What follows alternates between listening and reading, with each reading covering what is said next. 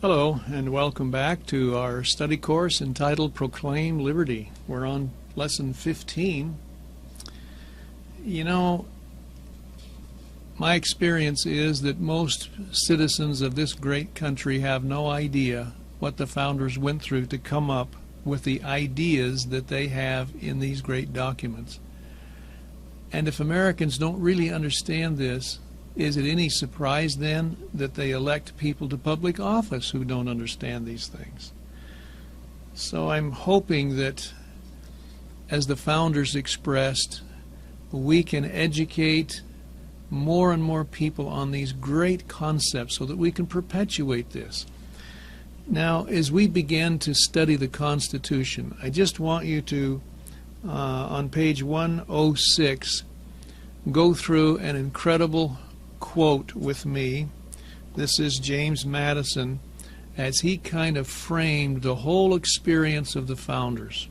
Follow through as I read through this, would you please? He says, "Is it not the glory of the people of America that, whilst they have paid a decent regard to the opinions of former times and other nations, they have not suffered a blind veneration for antiquity, for customs, or for names, to overrule the suggestion of their own good sense, the knowledge of their own situation, and the lessons of their own experience?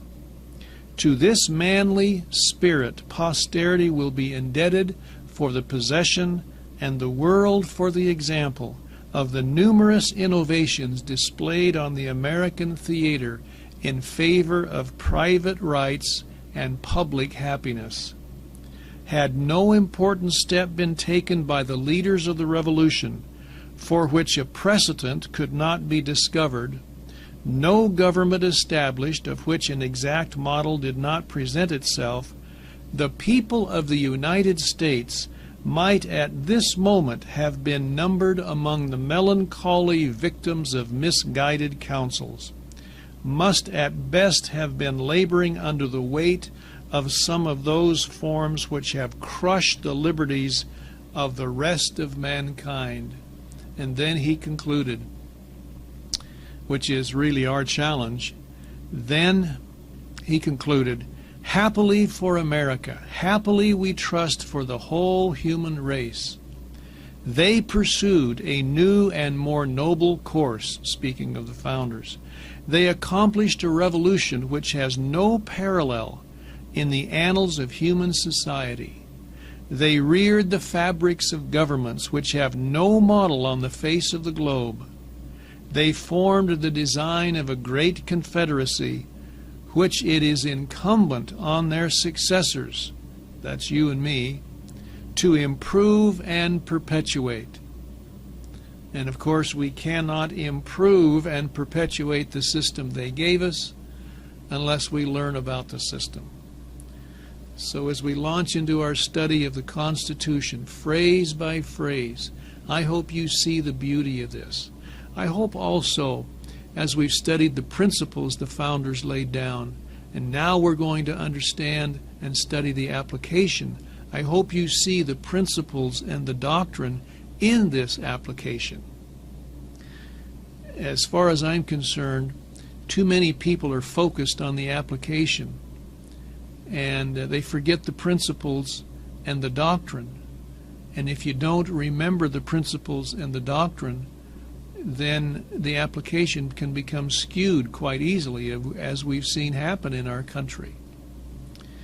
So we begin with the preamble to the Constitution, which hopefully most of you have memorized or have memorized sometime in your life. And it says this: "We, the people of the United States, in order to form a more perfect union," I hope you're writing in the blanks now as we continue, "establish justice, ensure domestic tranquility, provide for the common defense, promote the general welfare, and secure the blessings of liberty to ourselves and our posterity, do ordain and establish this Constitution for the United States of America. You know, that great document is a marvelous paragraph. Do you remember in the previous lesson the Committee on Detail in the Constitutional Convention? When the Constitution came out of the Committee on Detail, it had a preamble affixed to it. And here was the preamble in the original proposal in the convention. It said, "We the states," and then it listed all 13 states, "do hereby ordain this Constitution." How do you like that? Doesn't that just grab you? Well, when the next committee got a hold of it with Gouverneur Morris, if you remember, he said, "This doesn't sell anything. This doesn't get anybody excited." And so he completely rewrote the preamble to include the 6 great purposes of a good government. And I hope you followed that as we went through this. 6 great purposes and 6 great things that a good government can do. And then Gouverneur Morris changed the 3rd word from "we the states" to "we the people." That's a powerful concept. Sometimes I hear people saying the states created the federal government. That's not true. They facilitated the creation, but no, it's the people. If you are going to completely redelegate and reallocate the powers of government into a whole new system, where had you better root that delegation? In the people, because that's the only place where the power to govern exists innately as inalienable rights. That is the people. It doesn't exist anywhere else. And so any delegation of authority must be rooted in the people. Do you remember that principle? Okay. And some of you know that, of course, the preamble is easy to memorize by sign language. And I'm going to go through it with you. Now, this is not ASL. This is not Indian Sign Language. This is just our sign language. And I'll widen it up a little bit here. And then I'll go through it. And then hopefully you can learn it with our sign language. And here's the way we do it. We, the people of the United States, in order to form a more perfect union. Now you push it down. Establish justice. Well, let's see. Establish justice, scales of justice. Now you make an umbrella to ensure domestic tranquility, what we all do at night, domestic tranquility. Now you feed the chickens. Provide for the common defense. Now you promote the general welfare, hand over your heart, and now you grab it, and secure the blessings of liberty, statue, to ourselves and our posterity. How many do you have? Do ordain, now you push it down again, and establish, now you unroll it, this Constitution for the United States of America, the eagle. Now I'm telling you what, you go through that a few times, you'll never forget it. And if you'll turn in your study guide to page 196 and 197, you'll see there, the Disney people helped us do this, you'll see all the instructions for the hand motions in memorizing the preamble. I recommend you do this with your family, your children, your grandchildren. What a wonderful thing this preamble is. Now I want you to go down to the bottom of page 107, and here's some quotes by the founders, Jefferson in most of these cases, that help us appreciate and document what's in the Constitution. For example, he says, "I consider the people who constitute a society or nation as the source of all authority in that nation." In other words, the authority to govern does not rest innately any place else other than the people. You must return to the source of the of authority. Jefferson in the next one, he says, I know of no safe depository of the ultimate powers of society but the people themselves. And if we think them not enlightened enough to exercise their control with a wholesome discretion, I'm going to stop there and say, what is he talking about? If we don't think the people are smart enough to make right decisions, what's the remedy?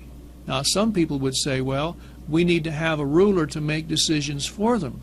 No, the founders would say, as Jefferson did, the remedy is not to take it from them. Don't deprive the people of their right to vote, but to inform their discretion by education. What's the answer? Educate the people. Remember that principle? Jefferson said, this is the true corrective of abuses of constitutional power. I sometimes hear people say, well, we need to start another political party, or we need to secede from the Union, or we need to do whatever. There's lots of proposals out there. My conviction is, folks, the only real answer is to change the hearts and thinking of the people. And creating new parties and doing new things don't do that, because new parties become old parties and they have the same problems. Jefferson is saying the only true corrective of constitutional abuses is education. And that's why we're doing what we're doing. Now look at McLean here. He says the gentlemen who framed it, the Constitution, were not the representatives of the people. They were delegated by the states. They did not think that they were the people, but intended it for the people at a future day. It was to be submitted by the legislatures to the people, so that when it is adopted, it is an act of the people. Do you see this? The states facilitated the Constitution. They did not create the federal government. They facilitated it. That's important. It's a document of the people. Now we come to a part that really is a quote from Jefferson that tells us what we do when things get rough and our government begins to degenerate.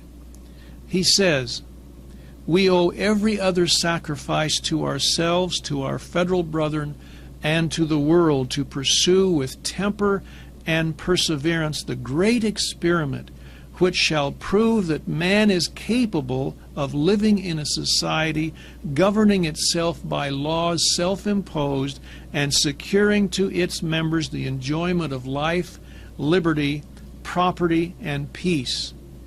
And further to show, now this is where it gets interesting, that even when the government of its choice shall manifest a tendency to degenerate, in other words, when things start falling apart, we are not at once to despair. How do you like that?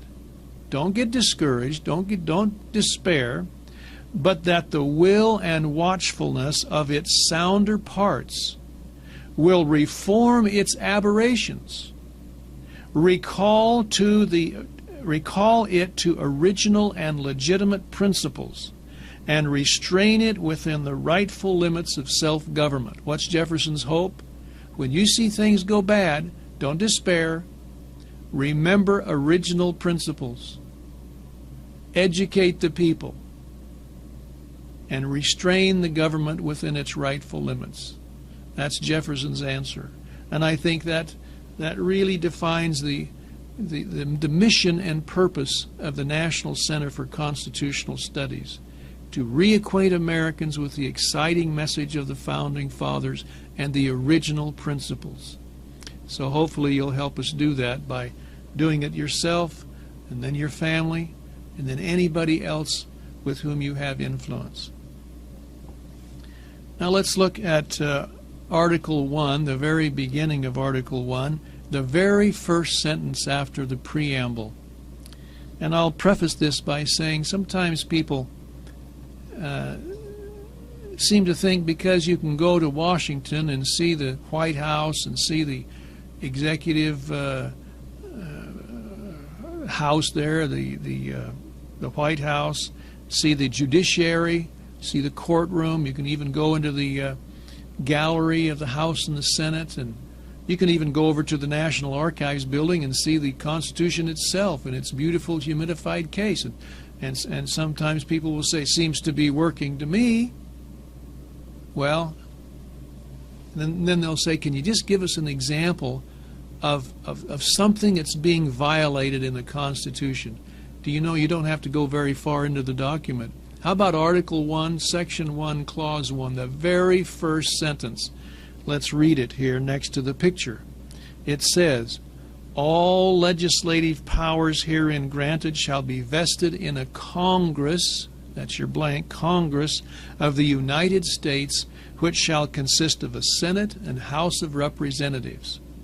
Well, you and I have read that many times. That sounds rather harmless, doesn't it?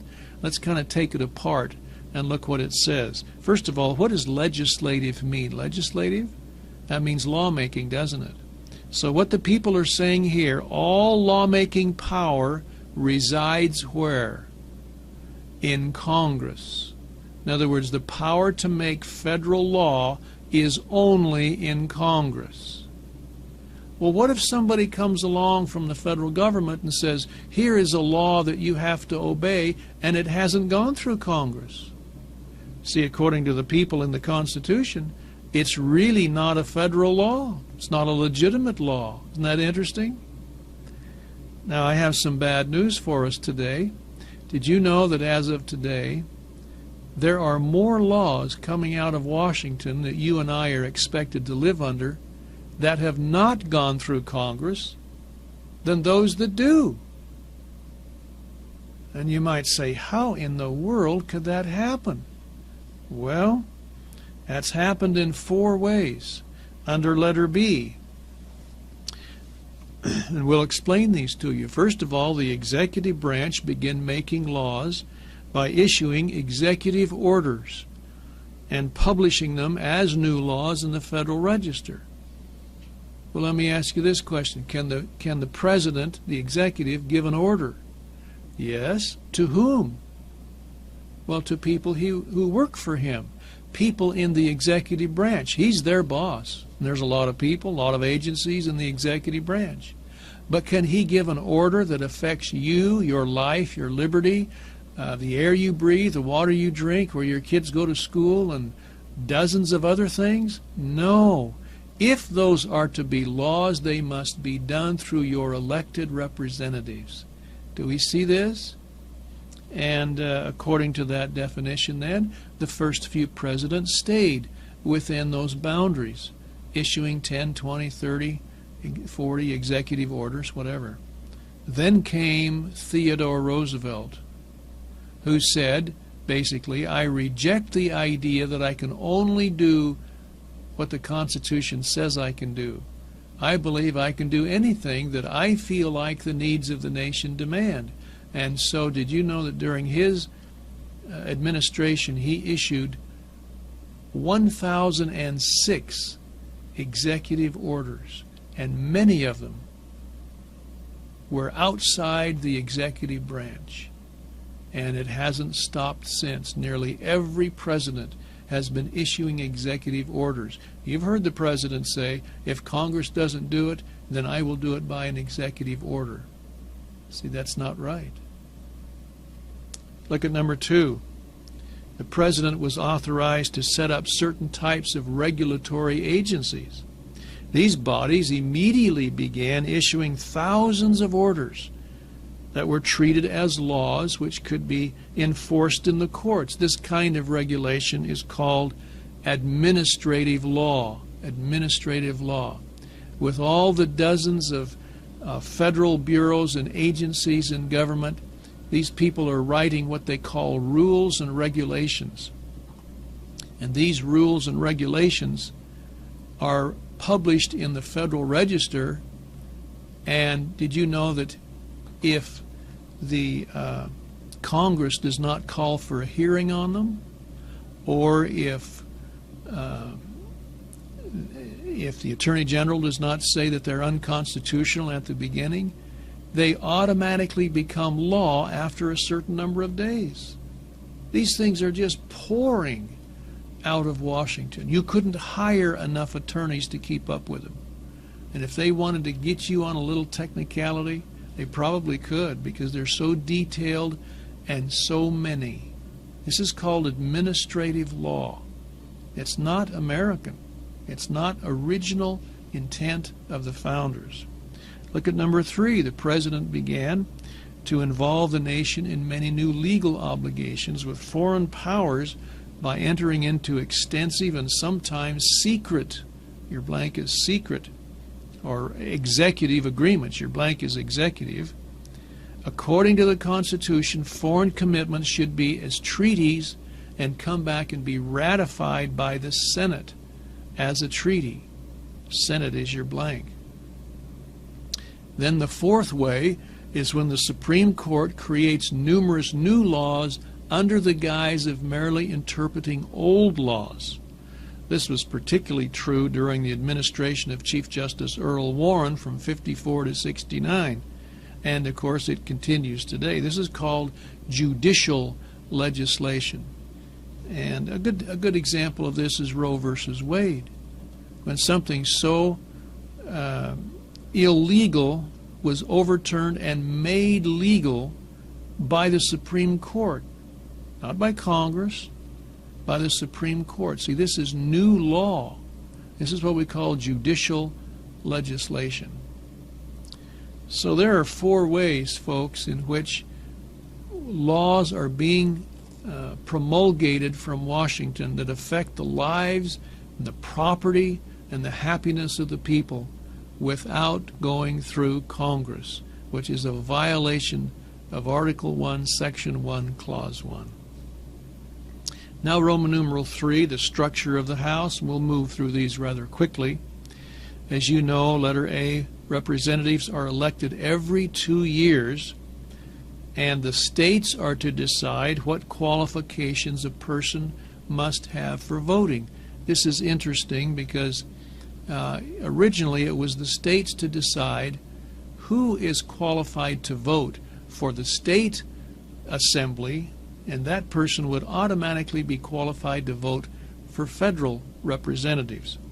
But Congress did, I should say the founders did reserve the right for Congress to change that, and they have made several changes, as you know.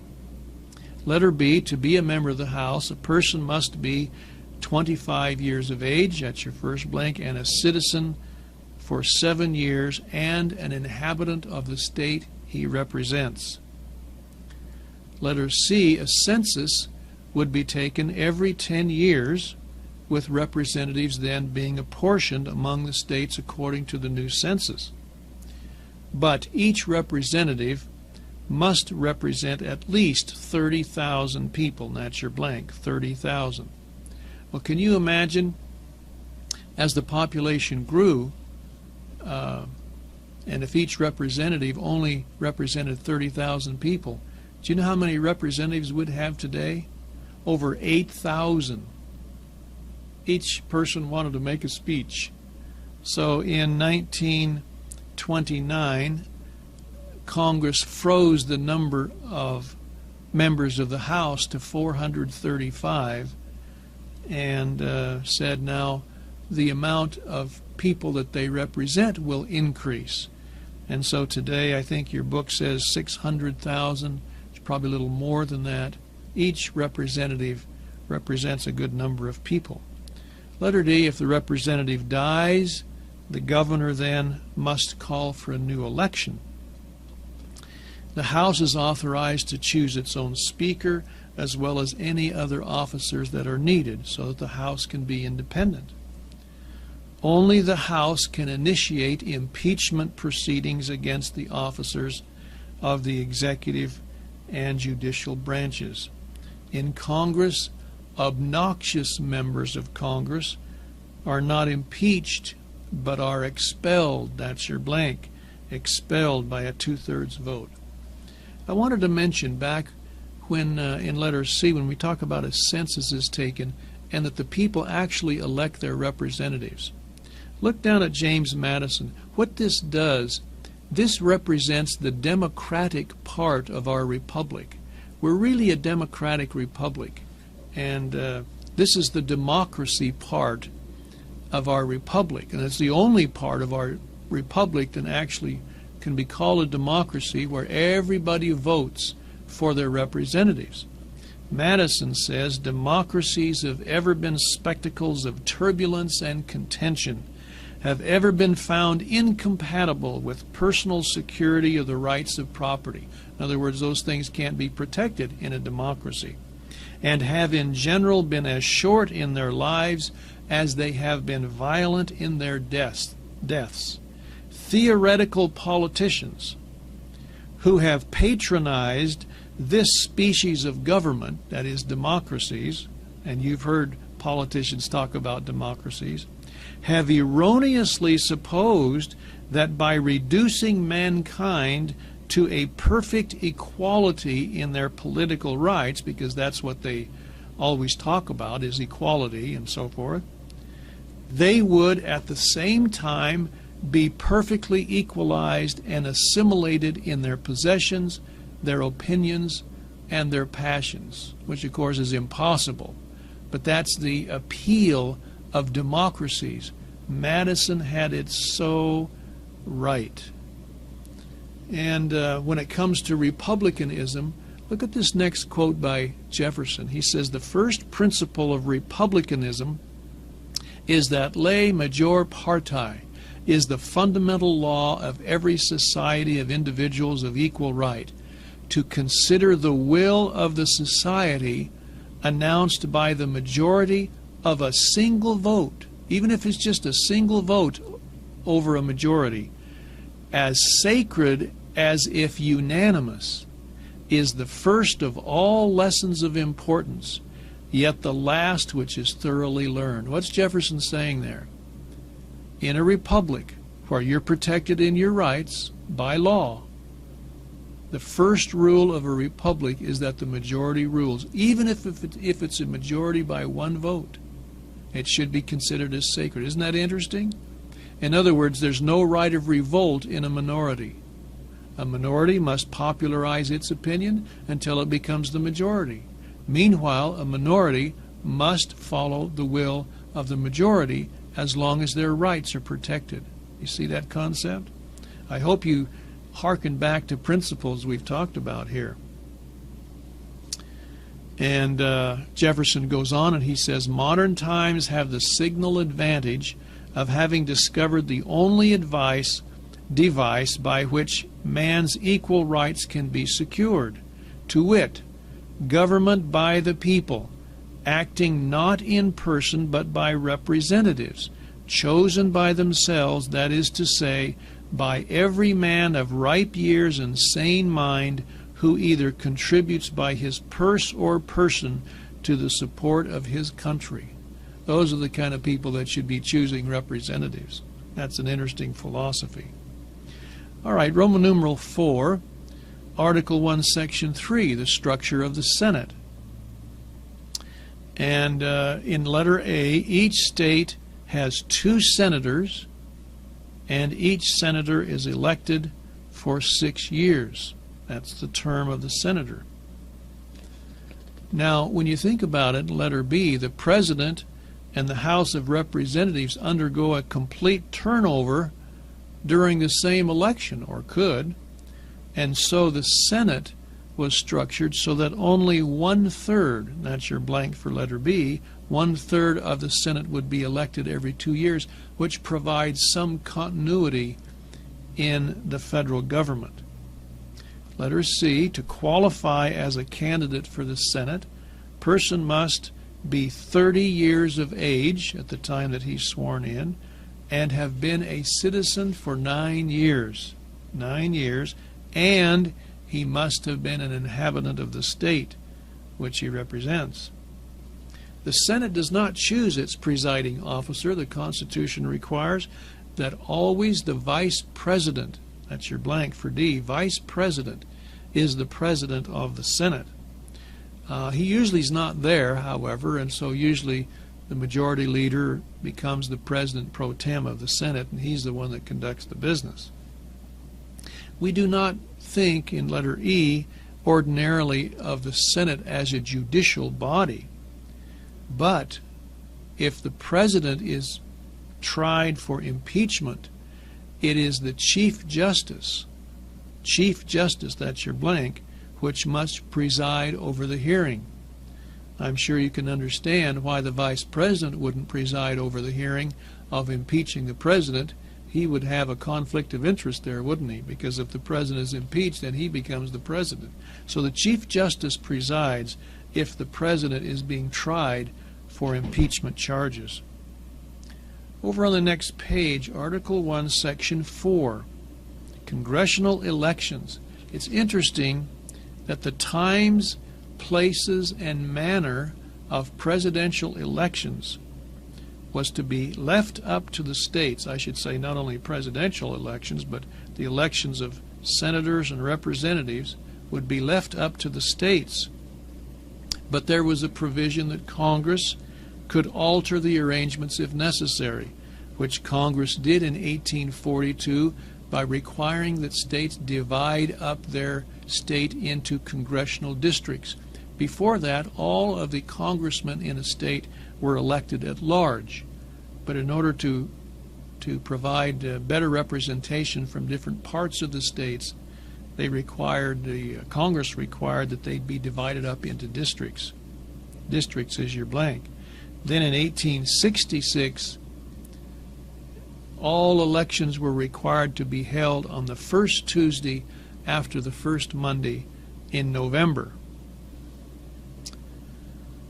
Because actually some states were delaying having those elections, and so that was a problem. Congress does not have to wait to be called into session by the President, but is under mandate in this part of the Constitution to assemble on a specific date each year. Originally, it was the first Monday in December, so there would be sufficient time then for the President to be inaugurated on March the 4th. But the 20th Amendment changed all that and changed it to January 3rd when Congress meets, and the President's inauguration on January 20th. We now turn our attention to Article 1, Section 5, which is the internal operations of Congress. It's interesting that the founders wanted each house in Congress to be really quite self-contained and self-sufficient. For example, letter A, it is up to both houses, to each house of Congress, to decide whether its members have been legally elected or not. Elected is your blank. Notice the courts cannot decide those issues. Only the House of Congress can decide whether its members have been legally elected. In letter B, neither house can do business until a quorum is considered present. Quorum is your blank, and a quorum is defined in the Constitution as a majority, 1/2 plus 1. But a minority can still do one thing. They can vote to punish the members that are absent in order to compel a majority to attend. It's interesting that they didn't want anybody just staying away and preventing Congress from operating. Now letter C, each House of Congress, as we said, is self-sufficient and is authorized, 1, to make its own rules for conducting its business, 2, to punish its members for misbehavior, 3, expel a member when 2/3 of that body concur in the action. They can actually suspend a member from either the House or the Senate. Letter D, each House is to keep a record of all the proceedings and publish them unless certain parts must be kept secret. And of course, with so many members of Congress, we're pretty well assured that if some don't think something should be secret, it usually is leaked. So, but constitutionally, it is provided that those items that people agree are secret must be kept secret, perhaps especially during wartime. That's allowed. Letter E, ordinarily decisions are made by a voice vote, either yea or nay. However, if 1/5 is your blank, of those present desire a recorded vote, they can so request, and it must be done. Letter F, Congress must continue in session until both houses agree on a time of adjournment. And now, as we'll talk about a little later, one of the responsibilities of the President is to actually adjourn them if they can't come to a decision. But in no case can either house in Congress adjourn more than 3 days from the other. 3 days. 3 is your blank. And it cannot also, either house cannot decide to adjourn and meet in some other place unless the other house agrees.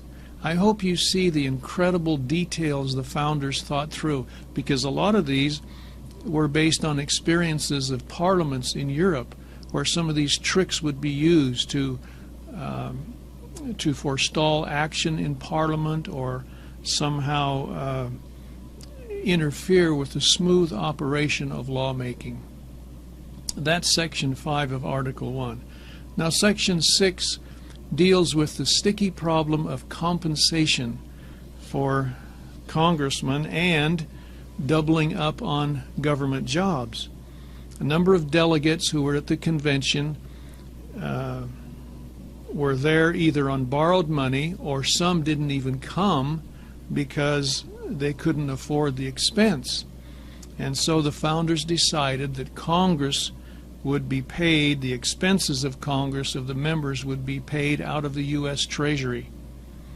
And as of 2013, congressional salaries were $174,000 annually, plus fringe benefits and federal retirement payments after a certain time and so forth. They were also allowed to set their own salaries, and it's interesting that James Madison, in a comment, said that for Congress to set their own salaries, he said that was indecent. Indecent. Letter B, to protect a congressman in carrying out their duties, they cannot be arrested either to or from a session of Congress, nor during the time they are in Congress, unless the offense is for, and here are your blanks, treason, felony, or breach of the peace. Now, breach of the peace is normally known as a misdemeanor.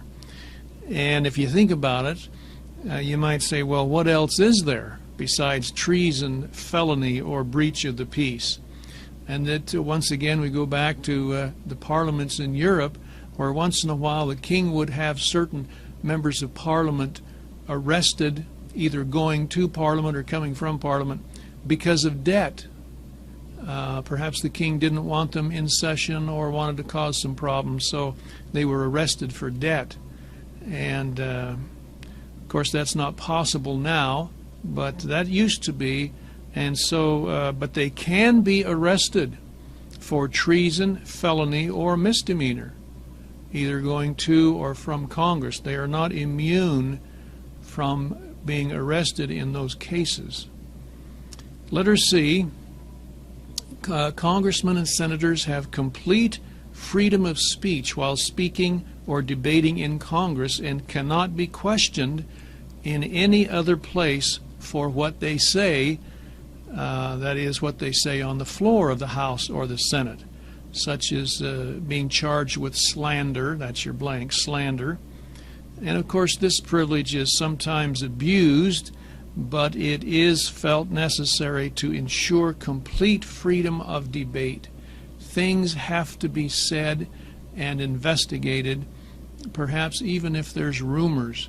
And so no congressman can be questioned for what he says on the floor of the House or the Senate. Letter D, those elected to Congress cannot afterwards hold any position in government which was created or for which the pay was increased, that's your blank, increased, while they were in Congress. Neither can a member of Congress be appointed to any government job while he is serving as a representative of his state. I hope you see the incredible wisdom of the founders in trying to get away from some of these tactics that were used in parliaments in other countries, so that the full, honest, and open operation of Congress can go forward. Now, there's a few quotes here on this page that I want to bring your attention to, and most of it is from Benjamin Franklin. Franklin gave only a couple of speeches on the floor of the convention, and here are some quotes.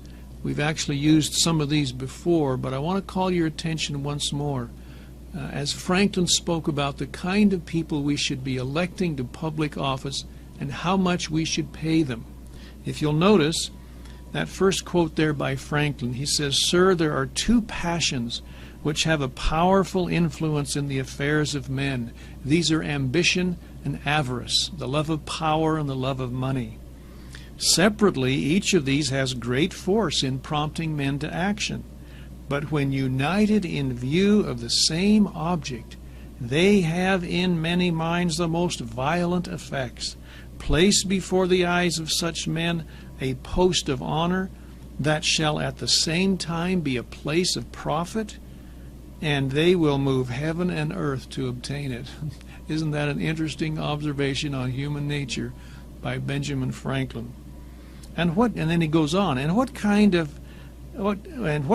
are the men that will strive for this profitable preeminence through all the bustle of cable, the heat of contention, the infinite mutual abuse of parties, tearing to pieces the best of characters?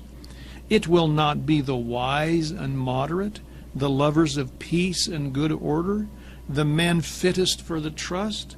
It will be the bold and the violent, the men of strong passions and indefatigable activity in their selfish pursuits.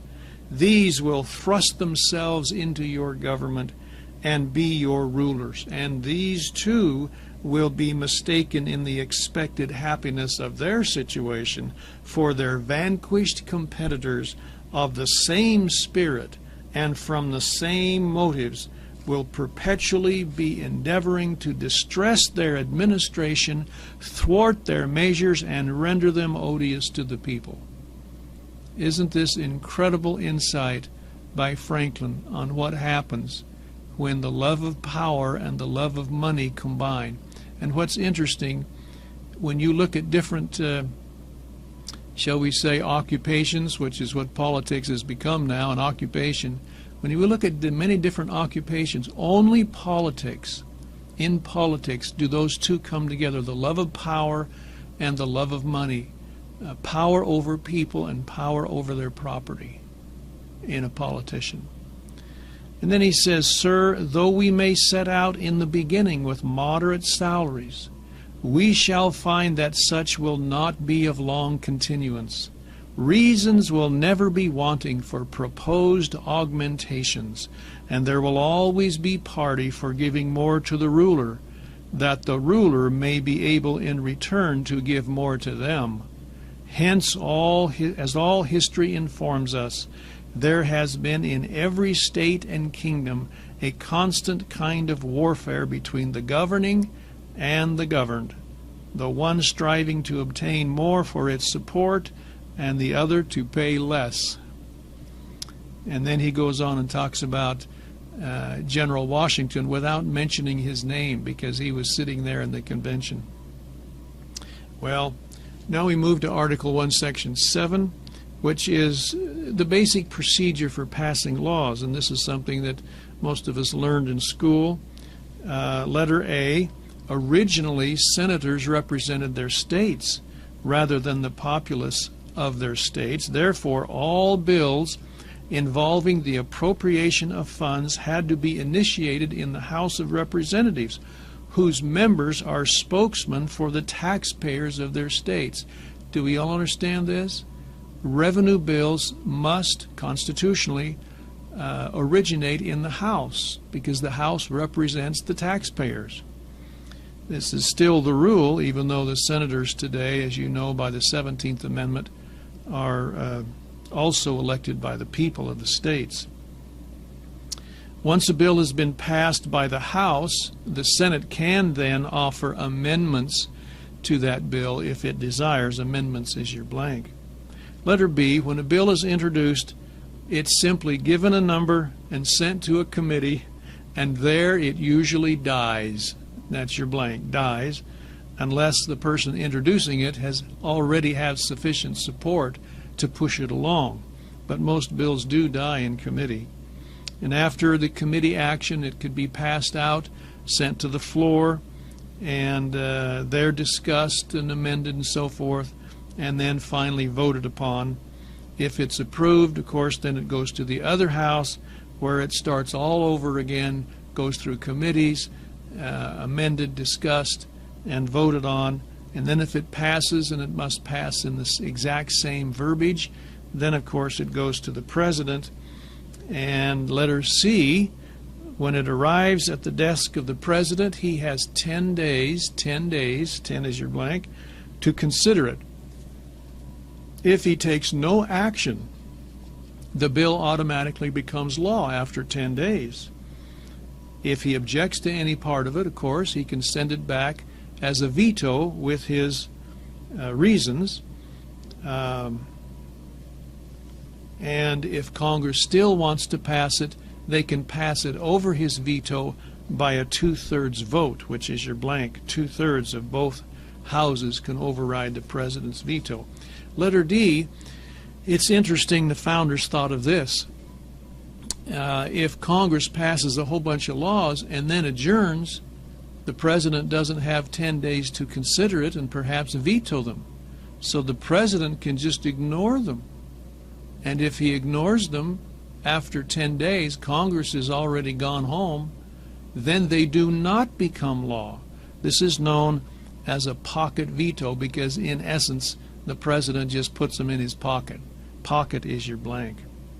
And there you have a chart summarizing all of this action. Well, now as we conclude this lesson, I want to give you a homework assignment, because students who study the Constitution need to be able to pick up a copy of the Constitution. Here we have a pocket Constitution from NCCS, and read the very words in the Constitution and be able to understand every single phrase.